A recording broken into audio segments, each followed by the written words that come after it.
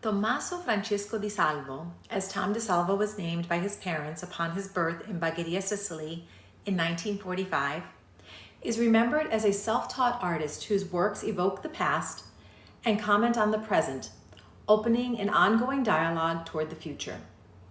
We are able to appreciate Tom's roots and the soil in which they were planted through vivid memories shared by his brother Pat and the meticulous ancestral history curated by his aunt, Maria DiSalvo La Fuente.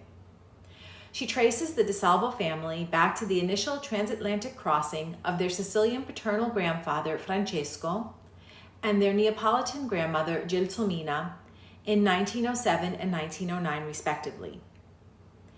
Anecdotes about the unlikely union of these two immigrants in New York and their return migration to Sicily paint a picture of an enduring love story that withstood the test of time, distance, and familial politics. The DiSalvo grandparents, Francesco and Gelsomina, planted the seed of a family tree rooted in a strong traditional value and unrelenting work ethic, as evidenced by the familiar memories still shared among the surviving aunts, uncles, and cousins. One of Gelsomina's favorite sayings was, "I've had 10 children and I didn't allow any of them to die." In 1927, those 10 children began to emigrate from Bagheria to America.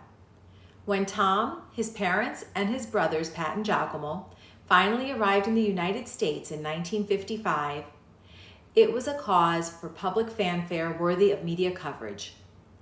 According to the U.S. consul, it was the first recorded case in which an entire family had migrated to America in one lifetime. After 48 years of separation, all 10 of the DiSalvo children and their families were reunited on American soil.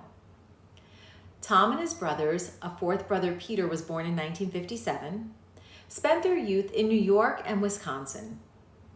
Tom's educational pursuits led him first through seminary, then through undergraduate studies at Maryknoll College, and finally he completed a master's in philosophy at the University of Chicago in 1971. In 1965, Tom became a naturalized U.S. citizen 2 years after the other members of his immediate family. His citizenship papers bear the name Thomas Francis DiSalvo, an Americanized moniker that aligned with Tom's Americanized academic identity. Tom was indeed a lifelong learner and an innate teacher. Upon graduating, he taught preschool and elementary school and applied his degree as an adjunct professor of philosophy. He sought out teaching opportunities that allowed him to travel abroad. For a brief time, he was employed as an English teacher in Kenya and later as a teacher and translator in Sicily. But his primary passion and the talent for which he is celebrated was his art. A catalog of Tom DiSalvo's art boasts of approximately 310 works, ranging from pen and ink drawings as small as 9 inches in diameter to large canvases measuring 7 feet by 9 feet. Tom DiSalvo's artistic preferences and techniques changed over time. From the 1970s through 2011, he created art in a variety of mediums, including acrylic, pen and ink, oil and sand, linen, canvas, masonite, and others. The themes in his work voiced his response to the political and social issues of his day, both figuratively and literally, and incorporated his deep knowledge of the humanities and science. His later works merged a layer of poetic text beneath and within the outlines of his figures. To view his art is to experience visual elements that are at times the artist's interpretations of iconic figures, combined with stenciled language that has been manipulated into creative puns and verses. The text begs to be read aloud, adding an oral component to Tom's artwork and generating a conversation that sometimes flows from one piece into the next, linking individual pieces into compositions and beyond.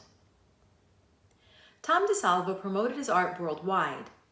He resided for an extended period in New York, nurturing his artistic career by day and working as a proofreader by night. He exhibited his works in shows throughout the United States, Peru, and Europe, bolstering a social and professional circle with like-minded artists and academicians. Tom DiSalvo continues to be well regarded in his native Bagheria, where some of his works are displayed in local businesses and public spaces. The affection was reciprocal, for although Tom traveled extensively, his diary entries most frequently recall visits to Sicily and his Bagherese friends, family, and colleagues. In alignment with the values instilled by his grandparents, Tom cherished his family. When his mother fell ill in 1995, he returned to South Florida and assumed the role of caregiver. His prolific artistic career slowed down, and his concentration turned to a variation of the farming traditions his ancestors in Sicily may have practiced. Tom was a talented gardener and produced exquisite wines and preserves from the tropical fruits of his yard. He enjoyed these homemade specialties in the company of his brothers and their families as they played bocce in the South Florida sun until Tom's most untimely death in 2011, only 11 months after his beloved mom, Rosa, passed away. It is fitting that Tom's last work was a painting titled Rosa, measuring 7 feet by 9 feet, which he completed in 3 months. 3 months later, he was gone without starting another work.